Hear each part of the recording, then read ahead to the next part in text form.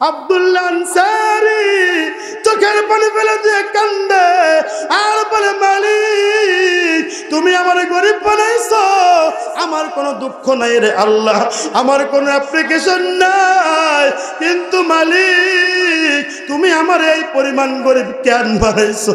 আমার ঘরের দরজার সামনে আমার পয়গম্বর আমার ঘরের দরজার সামনে টাক দেয়, সাহাবায়ে কেরাম ঘরের দরজার সামনে টাক দেয়, আমি আব্দুল্লাহ আনসারী তাদের ডাকের জবাব দিতে পারি না।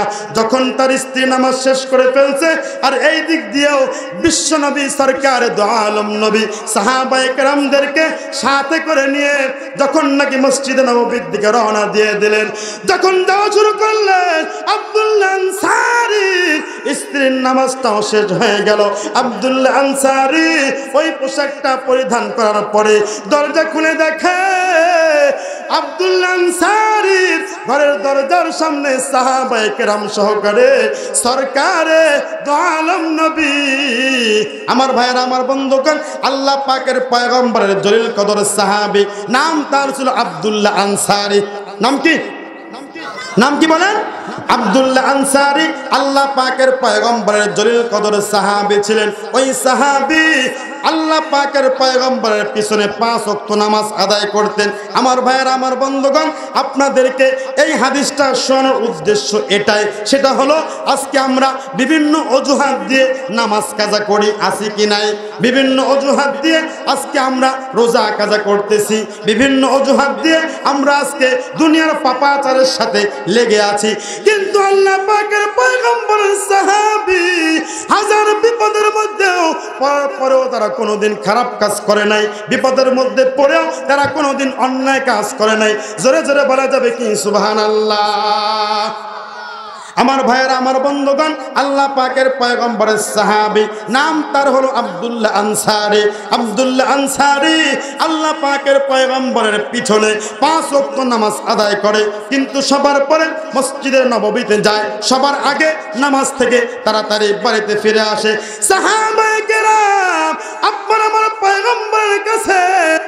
আমার পয়গম্বরের কাছে নালিশ দিয়ে দিল, পয়গম্বর গো, আপনার সাহাবী আব্দুল্লাহ আনসারী মুনাফিক হয়ে গেছে। আব্দুল্লাহ আনসারী সবার পরে মসজিদের মধ্যে আসে, আবার সবার আগে মসজিদ থেকে আপনার সাহাবী বের হয়ে যায়। ওগো পয়গম্বর, আপনার সাহাবী মুনাফিক হয়ে গেছে। ওই মুহূর্তের মধ্যে পয়গম্বর সাহাবায়ে কেরামদেরকে বলতেছে, ও আমার সাহাবায়ে কেরাম, এই খবরটা নেওয়ার জন্য আমরা আব্দুল্লাহ আনসারীর বাড়িতে যাব। আব্দুল্লাহকে গিয়ে আমরা জিজ্ঞাসা করব। আল্লাহ পাকের পয়গম্বরের সাহাবীরা যখন নাকি আব্দুল্লাহ আনসারীর বিরুদ্ধে পয়গম্বরের কাছে নালিশ দিল, নালিশ দেওয়ার পর আপনার আমার পয়গম্বর সাহাবায়ে কেরামদেরকে বললেন, ও আমার সাহাবায়ে কেরাম, আমরা সকলেই মিলে আব্দুল্লাহ আনসারীর বাড়িতে যাব। যাওয়ার পরে তাকে জিজ্ঞাসা করব কেন সে সবার পরে মসজিদের মধ্যে যায়, আবার সবার আগে কেন সে মসজিদ থেকে বের হয়ে যায়। একটা দিন নির্ধারণ করা হলো। দিন নির্ধারণ করার পর আব্দুল্লাহ আনসারীর বাড়িতে পয়গম্বর সহকারে পয়গম্বরের সাহাবী আবু বকর ওই দলের সাথে ছিলেন, পয়গম্বরের সাহাবী উমর ফারুক রাদিয়াল্লাহু তাআলা আনহু ওই দলের সাথে ছিলেন, উসমান রাদিয়াল্লাহু তাআলা আনহু ওই দলের সাথে ছিলেন, আলী রাদিয়াল্লাহু তাআলা আনহু ওই দলের সাথে ছিলেন, আর অনেক সাহাবায়ে কেরাম সকলেই মিলে আব্দুল্লাহ আনসারীর বাড়িতে চলে গেলেন। যাওয়ার পরে সাহাবায়ে কেরাম আব্দুল্লাহ আনসারীকে ডাক দেয়। ডাক দেওয়ার পরে বলে, এ আব্দুল্লাহ আনসারী, ভালো করে শোনো, ঘরের মধ্যে তুমি থাকলে তাড়াতাড়ি দরজাটা খুলে দাও। একবার ডাক দেয়, 2 বার ডাক দেয়, 3 বার ডাক দেয়। ঘরের ভিতর থেকে কোনো সারা শব্দ পাওয়া যায় না, ঘরের ভিতর থেকে কোনো প্রকার সারা শব্দ পাওয়া যায় না। পয়গম্বর বলছেন, হয়তোবা আমার আব্দুল্লাহ আনসারী ঘরের মধ্যে নাই, ঘরের মধ্যে থাকলে হয়তোবা তাড়াতাড়ি আমার আব্দুল্লাহ আমাদের সংবাদ পেয়ে খুলে দিত। ওই দিক থেকে আব্দুল্লাহ আনসারী চোখের পানি ফেলে দিয়ে কান্দে আর বলে, পয়গম্বর আমার ঘরের দরজার সামনে দাঁড়িয়ে আছে। ওগো আল্লাহ মালিক রে, তুমি আমারে গরিব বানাইছো, আমার কোনো দুঃখ নাই। তুমি আমারে গরিব বানাইছো, আমার কোনো আফসোস নাই। তুমি আমারে গরিব বানাইছো ওগো আল্লাহ, তোমার কাছে কোনোদিন বড় খাওয়ার জন্য আমি দোয়া করি নাই। কিন্তু মালিক আল্লাহু আকবার, ওগো আল্লাহ তুমি আমার এই পরিমাণ গরিব তুমি কেন বানাইছো? ওগো আল্লাহ আব্দুল্লাহ আনসারীর পরিবারের মধ্যে শুধুমাত্র কেবলমাত্র একটাই জামা। আল্লাহু আকবার বলেন। আব্দুল্লাহ আনসারী ওই জামাটা ব্যবহার করলে, পরিধান করলে আব্দুল্লাহ আনসারীর স্ত্রী ওই জামাটা ব্যবহার করতে পারে না।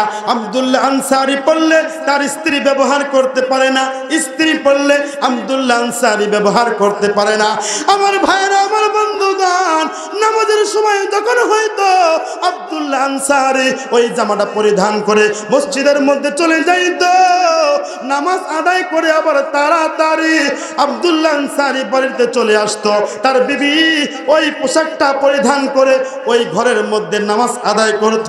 আব্দুল্লাহ আনসারী চোখের পানি ফেলে দিয়ে কান্দে আর বলে, মালিক তুমি আমার গরিব বানাইছো, আমার কোনো দুঃখ নাই রে আল্লাহ, আমার কোনো অ্যাপ্লিকেশন নাই, কিন্তু মালিক তুমি আমার এই পরিমাণ গরিব কেন বানাইছো?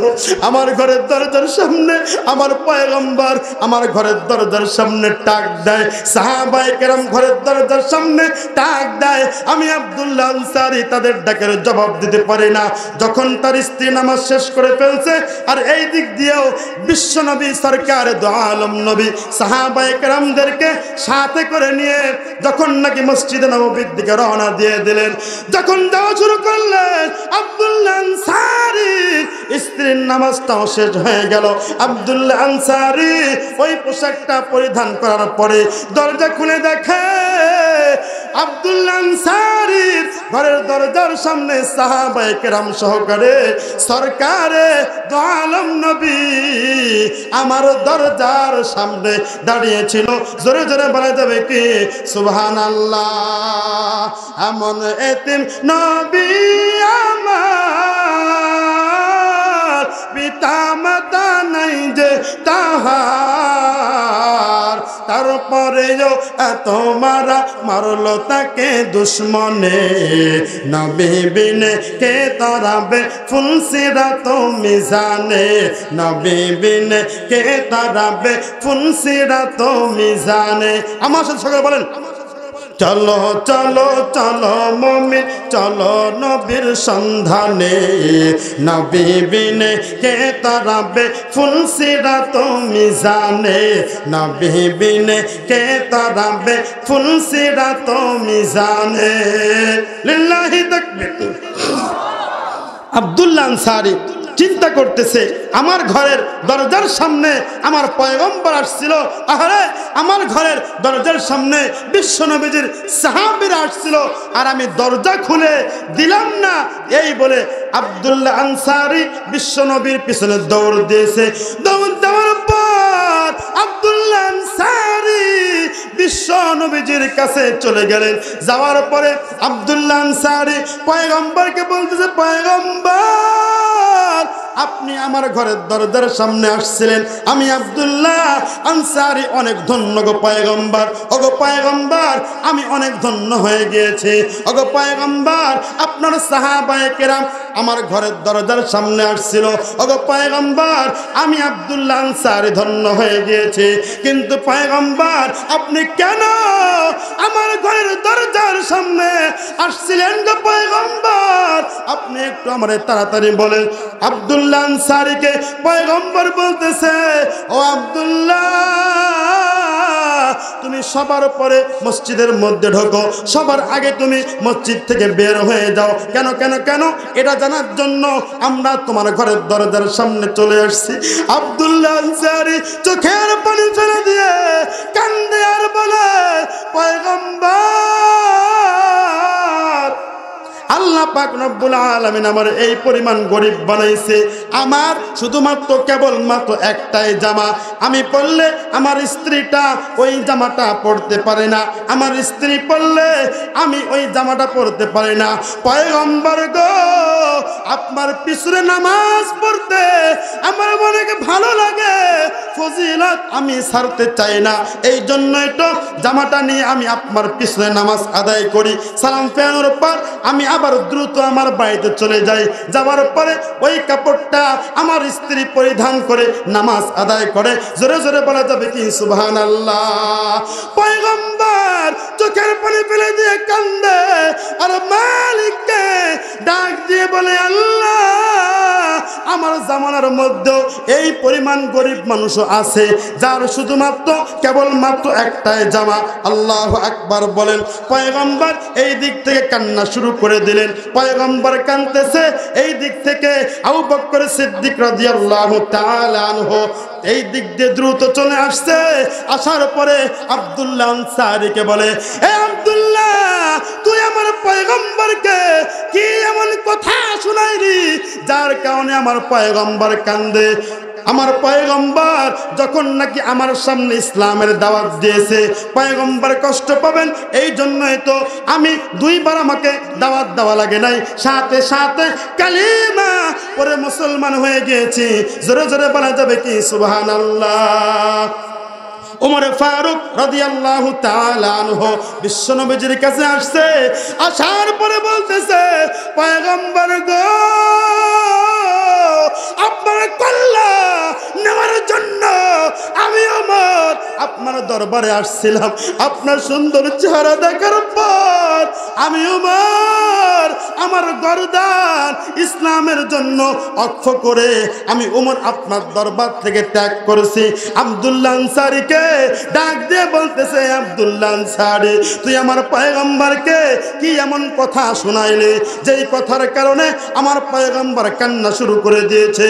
আমার পয়গম্বর কাঁদতেছে। উসমান রাদিয়াল্লাহু তাআলা আনহু জিজ্ঞাসা করেন, আলী রাদিয়াল্লাহু তাআলা আনহু আব্দুল্লাহ আনসারীকে জিজ্ঞাসা করেন। আব্দুল্লাহ আনসারী চোখের পানি ফেলে দিয়ে কান্দে আর বলে, ও সাহাবায়ে কেরাম, তোমরা আমাকে যে প্রশ্ন করেছো, শোনো শোনো শোনো। সমস্ত সাহাবায়ে কেরামদেরকে একত্রিত করার পরে পয়গম্বর ছিল ওর সামনে, সকলদের সামনে আব্দুল্লাহ আনসারী চোখের পানি ফেলে দিয়ে কান্দে আর বলে, ও সাহাবায়ে কেরাম, আমি কেন মসজিদে নববীতে সবার পরে যাই, আবার সবার আগে কেন আমি মসজিদে নববী থেকে চলে আসি? আমার শুধুমাত্র কেবলমাত্র আমার পরিবারের মধ্যে আল্লাহ পাক রব্বুল আলামিন একটাই জামা দিয়েছেন, ওই জামাটা পরিধান করে বিশ্ব নবীজির পিছনে নামাজ আদায় করা লাগবে, এই জন্যই তো মসজিদে নববীতে ছুটে যাই। ও সাহাবায়ে কেরাম, ভালো করে শোনো, আমার বিবিও তো নামাজ আদায় করবে, এই জন্য দ্রুত সালাম ফেরানোর পরে আমি আমার ঘরের মধ্যে চলে যাই, ওই জামাটা আমার স্ত্রী পরিধান করে দ্রুত নামাজ আদায় করে। আমার ভাইয়েরা, আমার বন্ধুগণ, এই কথা শোনার পরে সাহাবায়ে কেরাম ক্রন্দন করতেছে।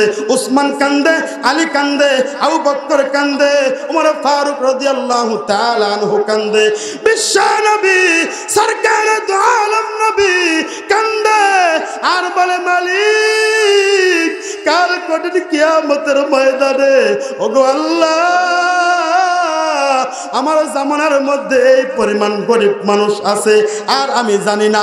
উসমান কান্দে, আলীও কান্দে, আবু বকর কান্দে, ওমর ফারুক কান্দে।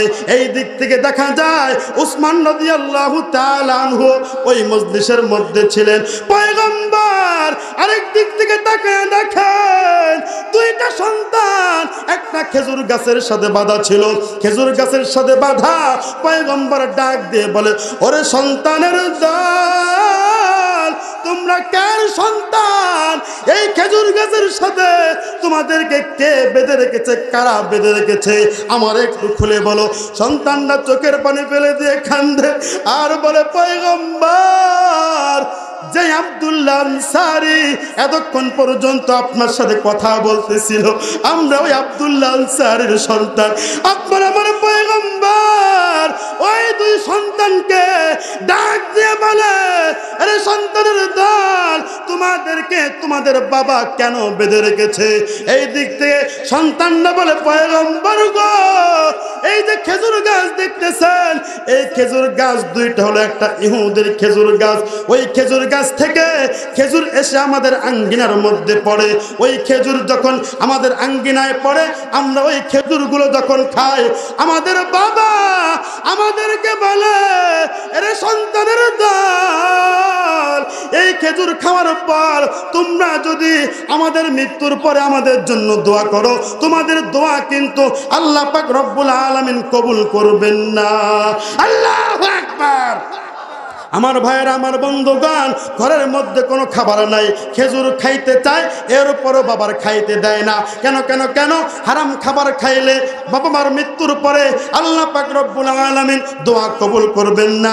আমার ভাইয়েরা, আমার বন্ধুগণ, এটা বলতে বলতে আপনার আমার পয়গম্বর সরকারে দু আলম নবীর সাহাবী উসমান গনি রাদিয়াল্লাহু তাআলা আনহু বিশ্বনবীর দরবার ত্যাগ করলেন। ত্যাগ করার পরে, ওই ময়দান ত্যাগ করার পরে ওই খেজুর গাছের মালিকের কাছে চলে গেলেন।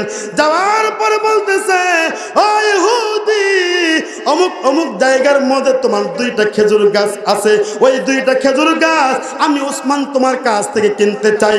ইহুদি বলতেছে, ও উসমান, আমি যতটুকু জানি তোমার খেজুর গাছের কোনো অভাব নাই, অনেক খেজুর গাছ তোমার আছে, আমার একটু বলো ওই খেজুর গাছ দুইটা তুমি কেন চাও, কেন চাও, তুমি একটু আমারে বলো।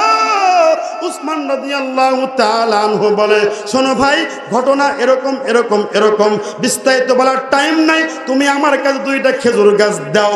ইহুদি বলতেছে, মুসলমানদের কায়দা মতো পাইছি, একটু ঝেড়ে নেই। এরকম মানুষ সমাজের মধ্যে আছে কি নাই? আমার ভাইয়েরা, আমার বন্ধুগণ, আপনাদের এলাকার মেম্বার চেয়ারম্যান খুব ভালো, কিন্তু আমি দেখেছি আমাদের এলাকায় একটা সাইন নিতে গেলেও টাকা দিতে হয়। কথা বলেন ঠিক কিনা? ওর পিছনে পিছনে ছুটতে হয়, বলে কি কায়দা পাইছি, ঝোঁক বুঝে কোপ দিব। কথা বলেন ঠিক কিনা? আপনি কি ঘুমায় গেছেন নাকি? জিমায় গেছেন? এই তাকবীর, লিল্লাহি তাকবীর, লিল্লাহি তাকবীর, লিল্লাহি তাকবীর। ইহুদি বলতেছে, মুসলমানদের কায়দা মতো পাইছি, বলতেছে, ওসমান, আমার ওই দুইটা খেজুর গাছ আমি তোমার 1000 খেজুর গাছের বিনিময়ে বিক্রয় করব। কয় হাজার? বলেন না কয় হাজার? জোরে বলেন না কয় হাজার?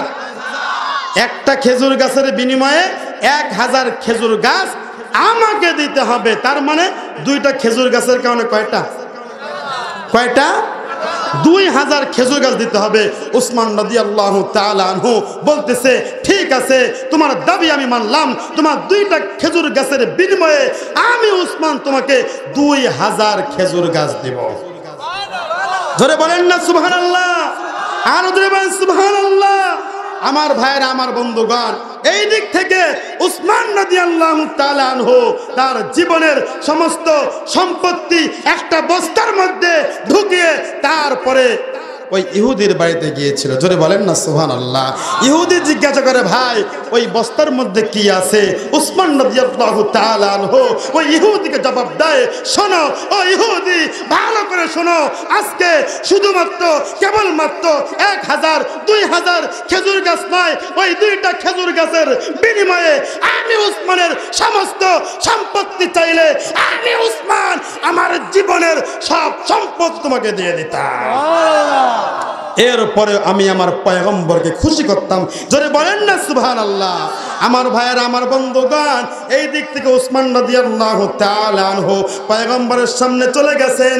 যাওয়ার পর উসমান রাদিয়াল্লাহু তাআলা আনহু ওই মজলিসের মধ্যে আছেন। পয়গম্বর বলেন, কে আছো, এই দুইটা কাজ তোমরা খরিদ করে দিবা। এই দিক থেকে উসমান রাদিয়াল্লাহু তাআলা আনহু বলেন, পয়গম্বর ঘর খরিদ করা হয়ে গেছে, আপনারা টেনশন করতে হবে না। লিল্লাহি তাকবীর। আমার ভাইরা, আমার বন্ধুগণ, বিশ্বনবী উসমানকে বলতেছে, ও উসমান, তোমার জন্য আল্লাহ পাক রব্বুল আলামিন জান্নাতে ঘর বরাদ্দ করেছে।